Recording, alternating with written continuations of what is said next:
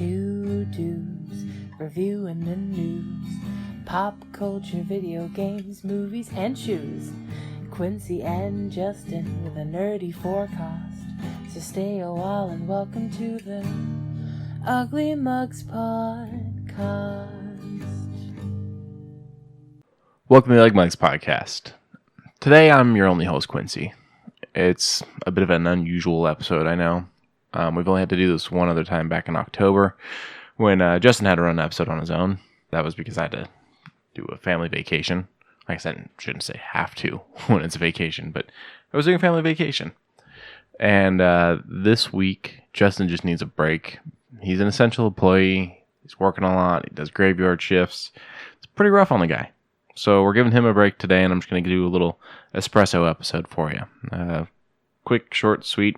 Just a few things that happened in the news that you guys might want to know about. And I'm also going to drop a small game review in here for you as well. So I'll start with the game review. Last week we had discussed some of the new games coming to Game Pass, and one of them was Journey to the Savage Planet. So I figured, might as well download it, check it out. There's no room on my Xbox, add more games. But with this one, I am enjoying it. It's got some funny jokes, got an interesting concept. It's definitely making me think a little bit. I wouldn't call it a puzzle game, but it does have some jump puzzles and a few things like that where you have to kind of figure out different things. It's very colorful, very vibrant. Kind of reminds me a little bit of the Outer Worlds. It does this interesting thing that you see in a lot of games, a lot of indie games, I guess I should say, that I've always found to be interesting. And that's that there's actors in it for like cutscenes and stuff like that, where while everything is animated for when you talk to the boss for the company that you are on this planet for, they've got an actor on like a set that recorded all these videos. They also did a lot of fun like commercials and stuff like that for you. Every time you go on your ship, there seems to be something new. Definitely say give it a shot if you've got Game Pass. Now, I don't know the current price for the game.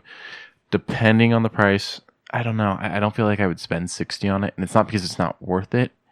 But for me, it's just not pulling me in like a game I've spent $60 on. But I definitely say go give it a shot. Check it out. From there, I'll go into the news. We were going to get in depth about the WWE layoffs or firings or furloughs or whatever you want to call what's going on over there. But that was more Justin's thing. So I'm going to leave it at WWE's letting a lot of people go. And I'm kind of hoping to move over to AEW. At least some of them. Because what they're doing over there is just amazing. Also in the wrestling world, Howard Finkel died today. He was the announcer for many years over at WWE. No cause of death that I've been able to find, and he was 69 years old. So still pretty young if you ask me, because I plan to live at least to 100. And that's only if things are still running right. Next, I just want to talk about the update for Fallout 76 that just hit, Wastelanders and Raiders. So far, I'm really enjoying it. I'm still kind of within the first mission of it, but that's because I started a whole new character. So I'm doing the stuff of searching for your overseer. I'm doing the stuff for the new download, new update, and I'm also kind of exploring some of the stuff that's kind of happened since the last time I was on. I'm earning things for the Atom Shop like crazy, so I'm getting some kind of cool stuff from the Atom Shop without spending any real money. I really like it so far. I think that we're finally starting to see the game we all expected. Because while I love the game and I do play it and don't plan on quitting playing it anytime soon, I will say the no life in it, the no NPCs in it was terrible. And it felt empty and it just wasn't great. I will say there was a story there despite what people say. I definitely felt the story, understood the story. But this is adding so much more. And you have dialogue options. You actually load into certain areas so that only you and your team are kind of affecting what's in there. If you're going to accept a mission and stuff like that. So there's some legitimate safe places now too. Like a place where you can just go and know you're safe. Also, Jason Mewes voices a character in it, and he's amazing. I immediately knew it was... I won't say immediately, but I'm sitting there listening to this voice. I'm like, I know this voice, I know this voice, I know this voice. And then it hit me, I'm like, it's Mewes. It's gotta be. So I dug a little in, and yeah, it's Jason Mewes voicing a ghoul. He's one of the first characters you'll meet when you do this update, provided you are coming from Vault 76 and you go to the first place where it tells you to go. Because it sits diagonal across the street from the overseer camp that you go to. So it's really cool. I definitely say go for it. The next part is that there's supposed to be a lot of raiders. I have not experienced that yet. We'll see what that's like. Next in the news, I finally looked into Regal Unlimited for anyone that's wondering. They are putting all of our subscriptions on hold. So they apparently did this on the 17th of last month, and I didn't notice because mine goes through on the 16th. So I won't be paying for a Regal until they actually open up again. And they're just going to basically tack months onto the year at the end of all of it. So no worries there. Also, for anyone that was wondering, with all the things like E3 and GDC, Game Developers Conference, having to close, each company is kind of handling how they're going to talk about each thing differently. But Xbox is handling theirs in a really interesting way. For all the people that do the indie work at ID Xbox, I shouldn't say at ID Xbox, but all the ID Xbox stuff, they're going to be revealing each game on its own, giving it its own time and whatnot, through videos on their Xbox, ID Xbox Spotlight on YouTube. So you can check that out to see some of the new indie games that are coming out. They're still showing the indie companies love making sure these people get what they need.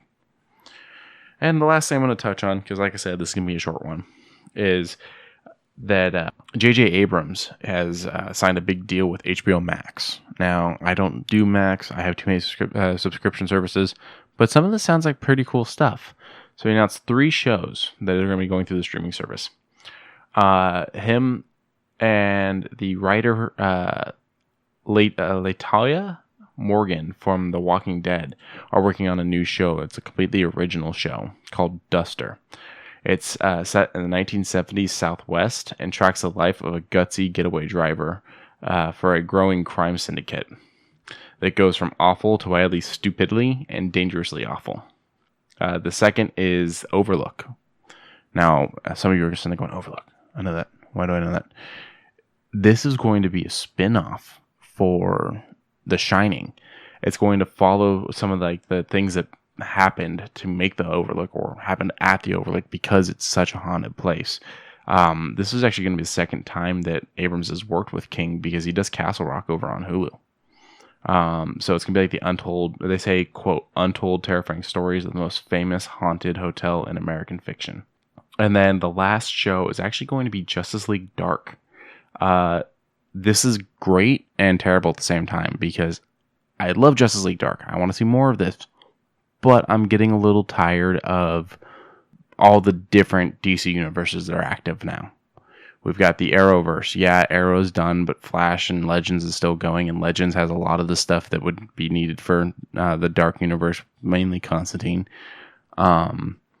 Then you've got the movies, and then the movies are also trying to say they're not a universe now while still being a universe, and that's all kind of crazy and weird. And then you've got the animated universe, which may or may not be coming to an end. There's been some talks that it looks like it might be ending with one of the next upcoming ones. Until I actually watch them and see that, oh, it's done. I don't know about that. But he's excited to do it. It's going to be Constantine, Swamp Thing, Deadman, and Zatanna. Oh, and Etrigan.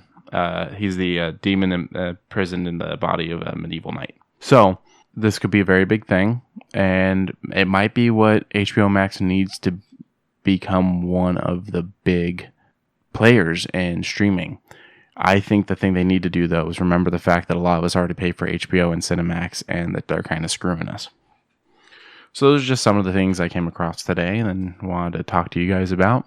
Stay safe in quarantine, keep up the social distancing, and wash your hands.